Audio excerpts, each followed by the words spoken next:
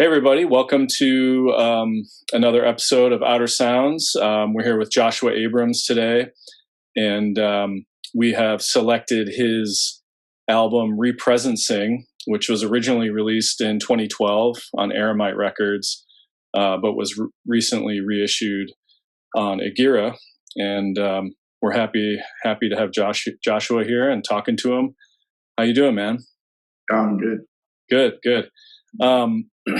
Yeah, so I think we'll start with Represencing, talk about that record and kind of how it came together, and then maybe we can, move into some of your older music before that and how that led into this album, or even talk about some of the newer music. So, so this was your second kind of proper solo album, Natural Information album, right? Mm-hmm. Yeah. Well, first, thanks for picking, and thanks for the conversation too. Of course. Yeah, this was the second of what became the Natural Information Society records. Mm-hmm. It was originally released on Aramite Records, and it's just been reissued. So that's I don't know, flattering, I guess. Yeah, it's nice. Yeah, the Aramite records have been in pretty high demand since they were limited pressings at first. But how did you kind of envision this record and maybe the one before it, Natural Information? Did you envision them as like a solo record that you were making by yourself and then bringing in other musicians, or did you create it with like a band in mind? Right. Natural Information kind of evolved out of solo work. Mm-hmm. And before any of that, I had put out a couple records under the moniker Reminder. Okay. Yeah. Maybe I was kind of exploring like sampled music, but also integrating that with live playing, and just integrating aesthetic sensibilities too, making music at home. And then one of the shortcomings of it for me was I had trouble finding a way to present it live that was satisfactory to me, because I didn't feel like just running a tape and jamming over it or something like that. Right. And the first record, Natural Information, evolved in some ways out of that. Bringing other musicians, narrowing the focus, and a lot of those concerns have carried through the project, even though it kind of shape shifts or reassembles in different forms. And Represencing, I was interested in both making kind of miniatures, shorter pieces, but also bringing in some of the community of people. There's so many amazing musicians in Chicago, but especially at that moment that I was working with all the time, sometimes playing in their groups. So I was just bringing them by the apartment and kind of making little, almost like miniatures that featured aspects of their sound and approach. Right. And that's kind of how that record evolved. Yeah. And you recorded most of this at home and then brought people in to overdub or do parts and stuff? Everything at home. Cool. Like, including they overdubbed, or in some cases we played together in my apartment. Yeah. And was Griffin Rodriguez involved? He helped mix it. Okay. It's funny because Griff and I went to college together. We went to DePaul together. Oh, yeah. And we were classmates. So he was a good buddy of mine. So whenever I see his name pop up on stuff, I'm always like pretty excited. Yeah. Griffin's an amazing person. Yeah, he's a great guy. also a remarkable engineer. Yeah. And he recorded the long piece on natural information that was recorded at his studio, Shape Shop. It wound up almost as if by fate with Michael Ehlers. Yeah. And that was I've been blessed with that partnership. Yeah, it seems like a good fit, and kind of able to, you're able to keep your aesthetic really like dialed in, by working with him and doing it the way you want to do it and stuff. So he brings a certain quality that might be hard to just try to give yourself. So someone insisting on that, whether it's, working with someone like Alan Sherry, who is a master silk screener and who did part of the reason the first records were so rare is because of his efforts to silk screen the cover. And the cover is based off of the painting that you see behind me that's made by my wife, Lisa Alvarado, and she also plays in the group. Yeah. So it's been an amazing confluence of a small team of people contributing to these records, but right.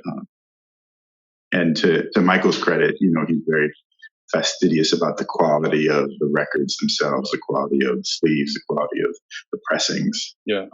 But at the same time, he's very open about, he trusts me that I know how I want the music to be. Yeah. Yeah, it's a really fortunate partnership. That's great. Yeah. So you've always kind of been, you've been deeply involved like in the Chicago music scene for like a long time now. And when you're making your solo records or the Natural Information Society records, you're still like playing with lots of other people all the time, right? Like improvising and playing other bands and projects, right?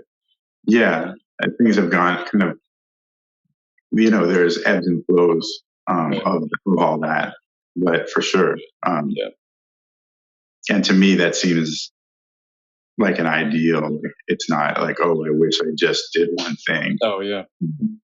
So you feel like that? I mean, that obviously that, on this record we're talking about, you brought in, some of your favorite musicians. We got like Tomika Reed and Nicole Mitchell, Jeff Parker and Emmett Kelly, all these like great Chicago musicians. You feel like there's like that. I've always felt with Chicago, there's like this kind of like cross fertilization and people kind of, getting involved with each other's projects. And it gets, you get this like real great vibe, from having all these talented musicians around to like draw from and work with. Yeah, that's been a strength of the community, and in general, I feel like there's been a real. It's fostered an open-mindedness and informedness among different scenes. Just the history of what was going on in Chicago, people being interested in some of the jazz histories and the improvised music histories, and at the same time the like experimental rock scene, or the at least in more independent edge of it. And it's funny looking back on that record, which is not that old. I mean, it came out in like, I think 2012 or something like that. But a lot of the people on the record now have moved away. Yeah, right. I know. I was going to ask you how has the Chicago scene changed, and like that's also, I've noticed your band. Your band kind of changes a little bit here and there too. So yeah, I mean that was part of the idea and part of the conception of calling it like society too. Right. It's not necessarily that the music specific. So it's not just like, okay, let's just play and it's totally improvised, but it's kind of like a community of people who can be brought into it. Yeah. And now, for example, like Jason Stein, who played on Representing, now he's been in the sort of working quartet for a couple of years now. Mm-hmm. And Michael Avery, who is now since moved to New Orleans, he's still in the band. Okay. Like now we can kind of operate a little more at a distance if need be. Yeah. Or at least with some of the members. So, but just creating kind of a system where it's like, and each record will call on different things too. The one that came out, Mandatory Reality, we added more horns, no guitar, so but for Presencing, I think I wanted to focus on some of the slow little details of everything. And like almost put a highlight. Okay, like what does a track sound like with just focusing on Michael Zorn's tambourine, or just smaller details that maybe they're always present in the music, but highlighting them. Yeah. Do you feel like, with Represencing, you have these kind of miniatures where you're exploring like a specific kind of sound world or combination for like a shorter period of time, but it seems like as your Natural Information Society albums have progressed, to the more recent ones, you're kind of having, at least I've noticed, there's been longer pieces where you're really settling into like a more these kind of more like hypnotic, almost trance, oriented grooves and things like that. Was that like, did you want to, like, after doing these kind of miniatures, did you want to try to explore like some longer forms? Yeah. It seemed like the right way for the music to go. Yeah. And the music would go that way live. I think there's a certain,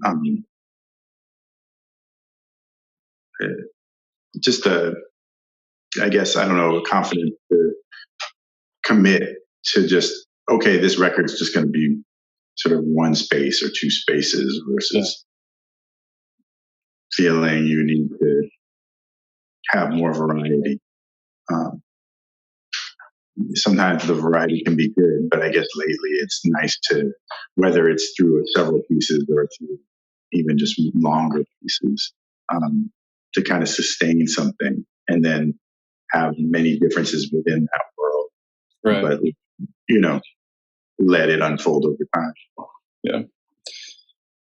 Yeah. So the main like thread or backbone of like all of these albums pretty much is your Gimbre playing. And like, I'm curious how you started playing the Gimbre and like when you first discovered it, and how you see that as like you're like, kind of the centerpiece holding it down through all of this music. And it really like, it gives all these albums like a unified kind of character, even when you're adding all these other instruments, That is a consistent thread. I think for me, it makes total sense why you say that. Yeah. From the perspective, I think the unifying element is more the approach, but the Gimbre facilitated that. Even I see. Yeah. Like I had the Gimbre for some time, and then at a certain point I embraced it and was working on it more and more. And then I began to want to try to create music that suited it, that is a different body of music than, for example, trying to play the Gnawa tradition, even though I love that music. Yeah. But try to write other music for it because it seemed like, in my mind, it's so suited towards, for example, centering attention and focus listening. However one wants to describe that, and it brought together so many aspects of. It's very much like a bass, which is my main instrument. But it's also very unique too. It's maybe more vocal, and it's also has the percussion aspect. Right. So I guess at times I wonder, can I make a natural information society with no Gimbre? How? I mean, of course I could, but I bet you could. In that same coherence, right? That will happen. Maybe it won't. I don't know. But I think, the Gimbre it's kind of, even though it's an old instrument, I also see it as a very sophisticated instrument of what it does for the attention. It has a really specific sound with the gut strings and the skin. And it lets me, kind of live at the center of the music and let the music kind of always change too. To create a format where the music can be shifting but still consistent, but where there's always new things to find. But the music's not so much episodic; it's more about continuance. Right. But in that continuance, there's all of this. There's so much to find every time we play. Yeah, because it's funny when I was, thinking about talking to you and like picking this record. I think I told you I went back and visited some of the Town and Country records. As you know, I'm like a huge fan of that music, and I think that's when I first met you was through when you were playing with them, and I used to come see you guys, and I knew Ben, and I know Ben pretty well, so I listened to not too long ago, I listened to Up Above, which was the last Town and Country record you guys made, and there's like I heard like the Gimbre on there. I was like, oh yeah, I forgot that Josh is playing Gimbre on that. So it's like there's this like connection between the Natural Information Society and that last record, and especially like you guys were exploring. You guys were always exploring kind of like minimalism and modern composition and some improvisation, and but then getting more into like world music instruments and things like that. So so that came out in like 2006, right? And then your Natural Information record came out in 2010. There was like about 4 years in there. What kind of stuff were you doing after Town and Country kind of ended, and you were starting to develop your solo music? Right. I mean, one of the guiding precepts of Town and Country was we were focused on acoustic minimalism, essentially. Right. Jim Dorling kind of brilliantly coined the term back porch minimalism, and that kind of suited it because we kind of eschewed the conservatory aesthetic. For better and worse.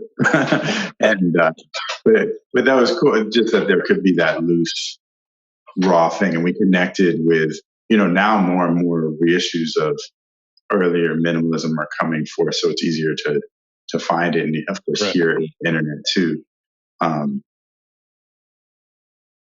But eventually, we were drawn to really any acoustic sounds, and the Gimbre I had, but it was in Up Above that it made a little more sense to try to include it some. And that record was a little looser and a little more.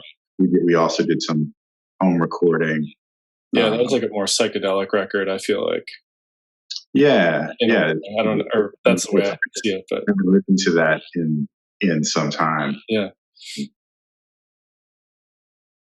That particular one, especially, but but yeah, there are so many concerns from Town and Country that carried over from me. I mean, some of it were things that I was kind of helped bring to Town and Country. Some of it were things that just the experience of playing music for all those years together with Ben, Liz, and Jim, focusing on minimal music to varying degrees.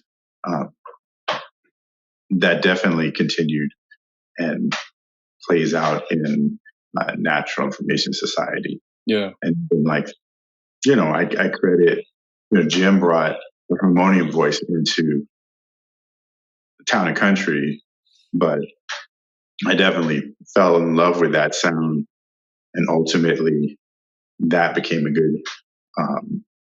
good fit for Lisa. Right. Yeah.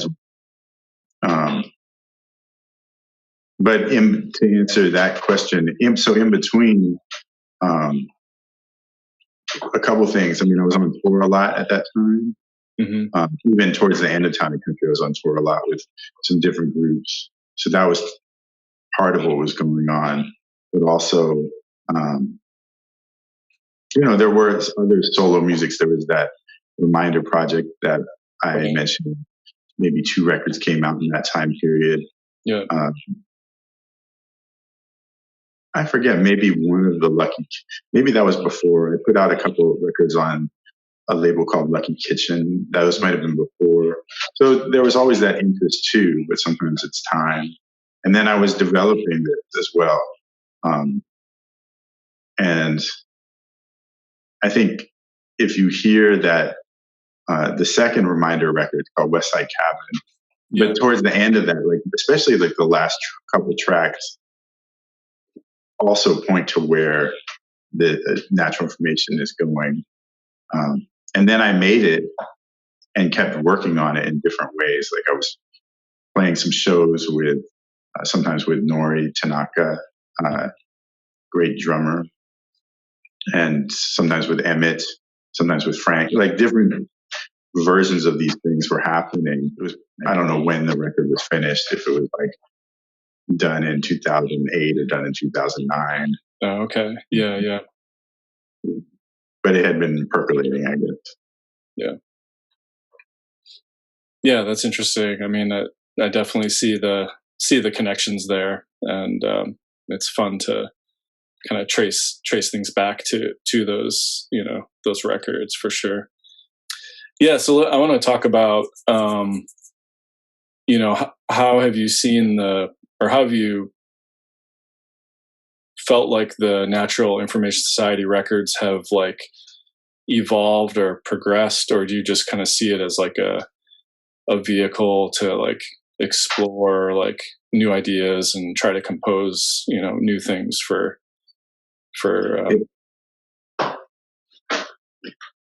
Yeah, it's a bit of both, maybe. I mean, it definitely is. I do see the group as a forum that I can write, that I can explore what seems like the most vital, but there's definitely an aesthetic and a focus to it as well. Yeah. So I'd probably want to keep it within that, but then at the same time push against that as well. Right. But for example, like this, it also took a while, but this quartet record that just came out, group's called Cloud Script. Yeah. And that's much more, I guess, in some ways, that's more clearly in the realm of jazz music. I think of Natural Information Society also within that realm, but within and without. Right. It kind of straddles like some different worlds, I think. It's about those bridges. So that's to say, I don't think I'd make a record like Cloud Script as Natural Information Society exactly, but it's a fine line because R.E. Brown played on simultaneity. It's how much can we push that with it still being true to what it is. I definitely feel that the last record, that's my favorite one. If I have to choose, I like them all. It's not that I don't like ones, but there's something about the way it was captured. It's nice. I mean, it was in a studio, so that helps. The film quality. It just is a good realization of that music. And it was just one of those sessions that, we did it in a day. We did a lot in one day, and then it just went well. So I just felt lucky, so maybe it was just a lucky session. There should be another one, hopefully coming in the spring or something like that. It depends a little on the situation with the pressing plants and, COVID and all that. But as long as it seems vital, then I'm into it. I like that the form can be flexible. Going back to the Gimbre and back to that first one, it seemed like a forum that could bring together a lot of these concerns and interests I had, like areas of my, aspects that Town and Country was exploring with minimalism, but also maybe a little more rhythm and propulsion that, over time. I mean, another early time I played the Gimbre, I was working with Hamid Drake. I got to record with him and Fred Anderson, a record called From the River to the Ocean. So it's on there, and it's on some of Hamid's Bindu projects as well. And he's played in Natural Information Society, right? Yeah, it's amazing. It's like such a blessing to. He's so good to work with him and count him as a friend and a mentor. Like for the last record, Mandatory Reality, do you come in, you said you recorded in a studio. Do you come into the studio with like a pretty good like structure or compositional plan about how you want it to go, or is there some jamming involved and then you kind of sort of bubble out of that? Right. That record's pretty written. It might be written with some latitude for decisions. With that record specifically, I wanted to slow everything down so that we could play a music that, I mean, of course, anytime one plays music, hopefully one's listening too. That's not, but just giving a little bit more time and a little bit less of that sort of like, you got to be, you have to stay focused, but one as a performer can take your time too and bask in it. And I mean, this is, again, was a principle that I was interested in with Town and Country. Was, okay, if we notice something has happened, like note that and don't necessarily jump on it. Let that event occur and then maybe make another event. So there's a whole series of options and decisions to be made. But the music's all written. With the flute please at the end. The flute part. I mean, that is far more like, okay, there was a few things said, but that's more, just something that I laid on them. I mean, I had something in mind, but I get to that too. I mean, that's such a beautiful part of that record. It's like you've got this like amazing, kind of like really trancey piece, and then you just get this like high flute texture, it's just like breathing into the air, something like that. It's just, it works well, in the scope of like that whole record. It was really fun. Yeah. The last thing, I mean, I think we pretty much did the record in order to, maybe we did 2 takes of each, maybe some things only one, like definitely only one of the flute thing. So it was a long day. And as you know, like recording long pieces, that's its own challenge of just endurance and then staying fresh enough to be like, okay, let's go. And if you need to do it again, just keeping the flow and the spirit up. But such a wonderful group of people that it was easy. As I mentioned, that felt like a lucky session, Yeah. What's the so I saw you guys play the whole album like 2 summers ago in Chicago, and you had the large ensemble, like the full band. And what are the challenges of like presenting some of this music live? I know that sometimes you have to pare down your ensemble to a smaller unit to like travel and tour.